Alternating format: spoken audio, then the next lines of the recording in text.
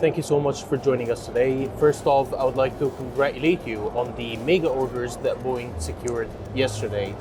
I wanted to ask you, Sure. how do you see these orders contributing to realizing your performance targets and growth strategy for the upcoming years? That's a great question. In terms of individual orders, they're fantastic, and I think it demonstrates how vibrant and resilient aviation is.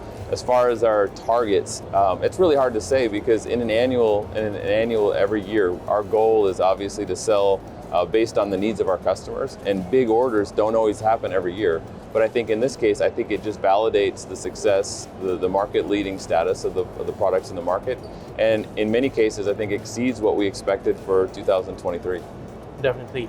Now, can you provide us with an estimated timeline of these planned deliveries over the upcoming years? So we don't have the exact, we don't make public the delivery dates. Our customers can obviously talk about that, but I guess the best way to say it would be from a lead time perspective, from the amount of aircraft that we have in backlog, these new orders probably deliver closer to the end of the decade in terms of the new deliveries.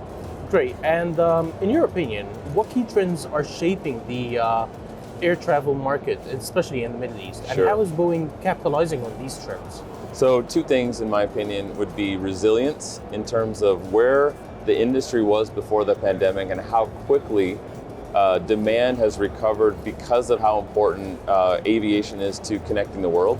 And the second piece of it is really about growth. When you think about the global economy growing and you think about how geographically connected the world is through the Middle East, this is the place to grow. And I think that growth is really going to be seen over the next 15, 20 years as the market more than doubles.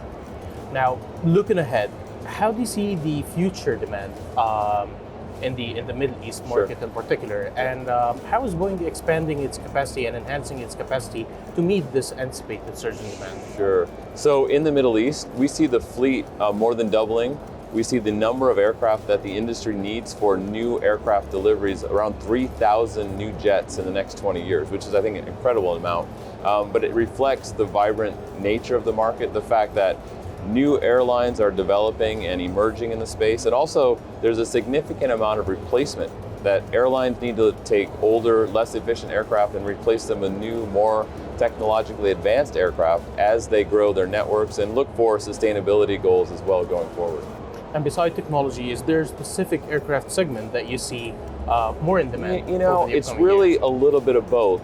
You think about this market and how close we are to major population centers, how well connected through geographic advantages these hubs are. And there's a larger element of wide body than the rest of the world. So about half of the demand here will be for wide body jets, and that compares much higher than other regions where only about a quarter of the jets will be wide body jets. And it speaks to the density of demand and the connectivity that is really happening here in this market.